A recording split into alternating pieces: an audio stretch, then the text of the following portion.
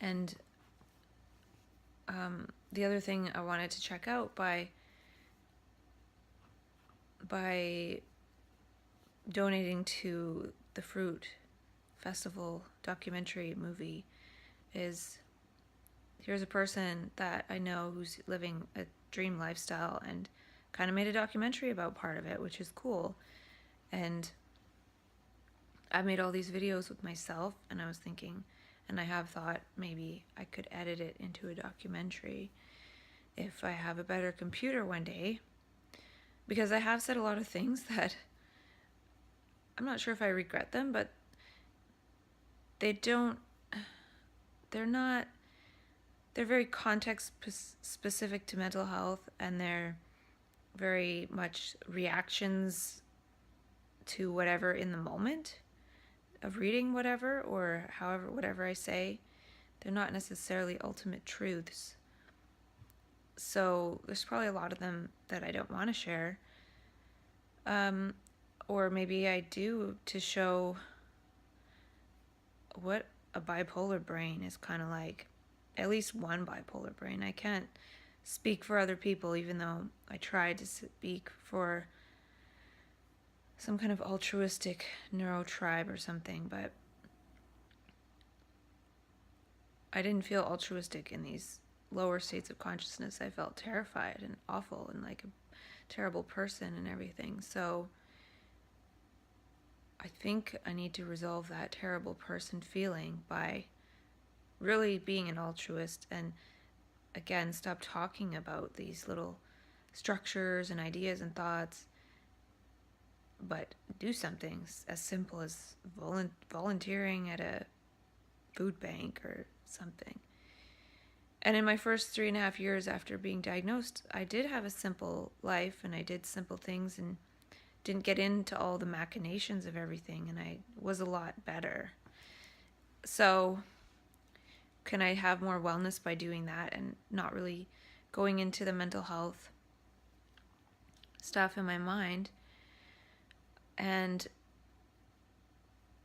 also, I had to bow out of facilitating the group because there's one more week of it, but I have not been able to feel well enough to go. I haven't driven since I've started taking the Seroquel. Or I did one time. I went to the park once when I thought I was on the mend and saying, yay, I'm through it, but I wasn't.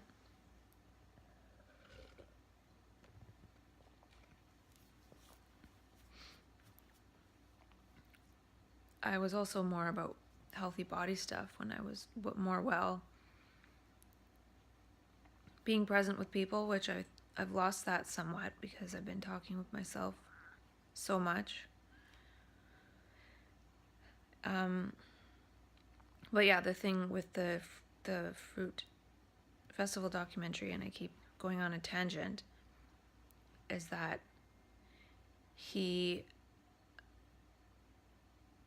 when I paid the $20 donation, there were different donation levels, and $20 said opportunity to apply for Filmmaker Scholarship. And so maybe he's going to have some kind of program where he helps other people make film or show people how he edited the film or something. And that would be cool, because I think it would be cool to be a filmmaker of some kind. Do a documentary. And I don't want to go into what it could be, but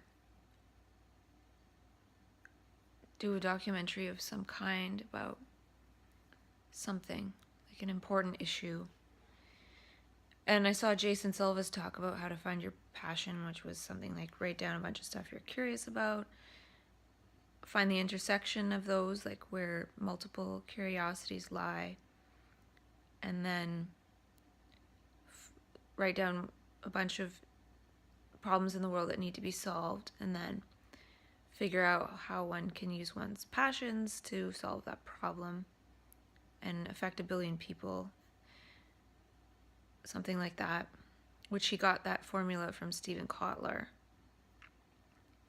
And so yeah, I want to see how he edited the video, by watching it, and he said he just started off with a bunch of footage.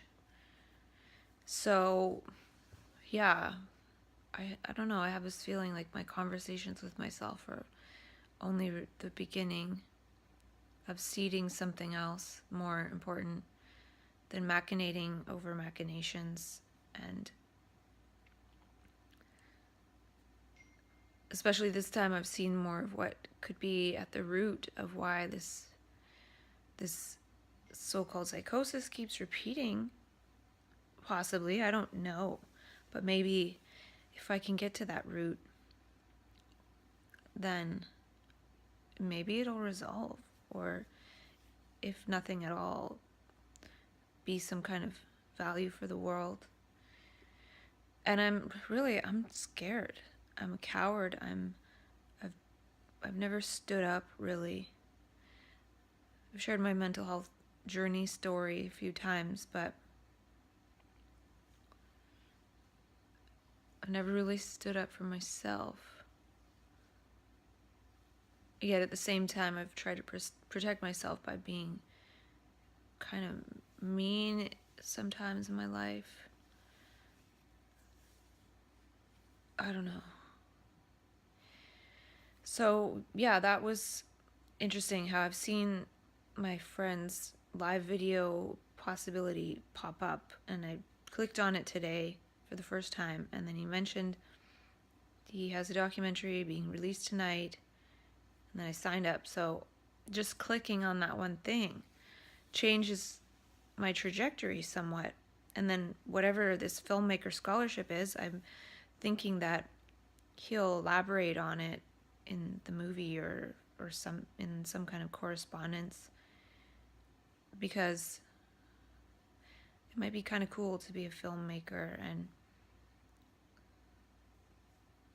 or just continue what I'm doing, because anytime I make some kind of formula, I forget about it, or it's challenging to live up to it. But I think I really, really, really this time need to be aware of things that I know that are not good for me to go into, like talking more about mental health.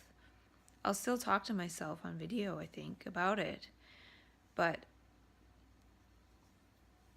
I don't know. I just,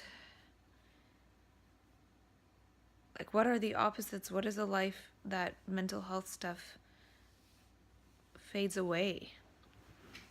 But I do feel like I really need to live very simply and consider how I want to live my life next, which could be different than this really complex trip. And I don't know if it's good to be out creating all this beautiful chaos and synchronicity by myself, because then I have to go tumbling into lower levels of consciousness, because it shows me why, like, what I have not yet resolved or what I'm missing. Like, don't forget about this, don't forget about that, blah. These are all the reasons why you can't have a really happy and magical life all the time without falling into the awfulness. And I'm feeling there could be a way to resolve that, but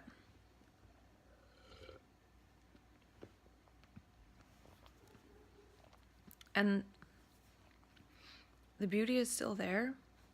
It's harder to see it when I'm on Seroquel. It's harder to see it when I'm in those lower states and just laying in bed. Obviously, that's not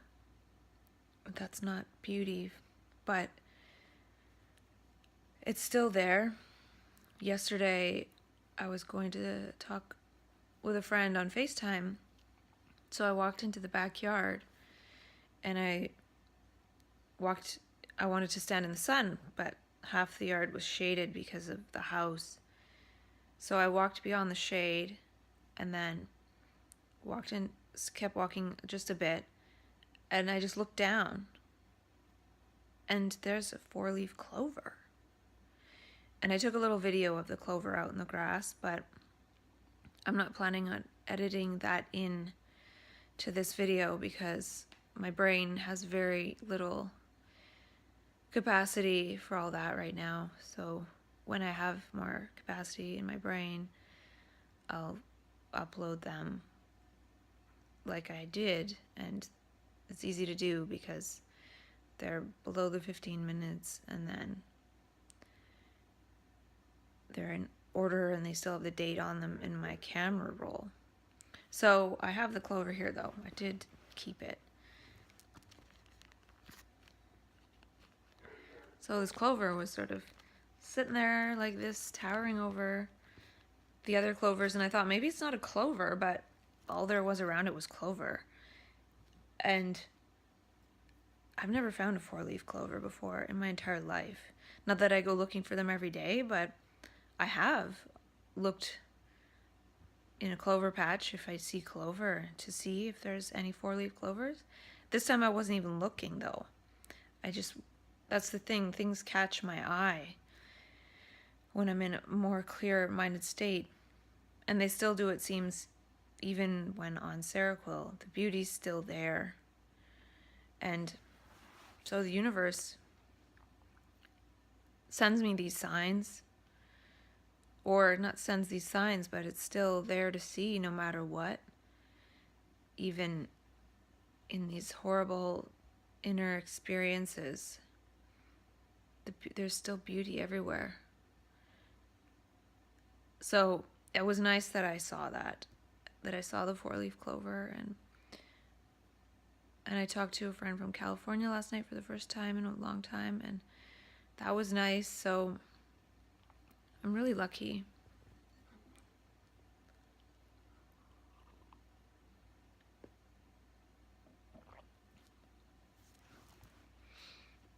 And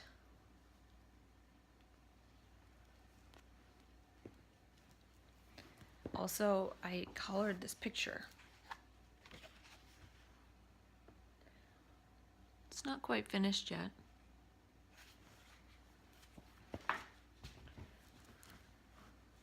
But coloring is something that I would probably do at least for 5 minutes in the psych ward, but this took me quite a few hours. It's the most I've ever colored, I think.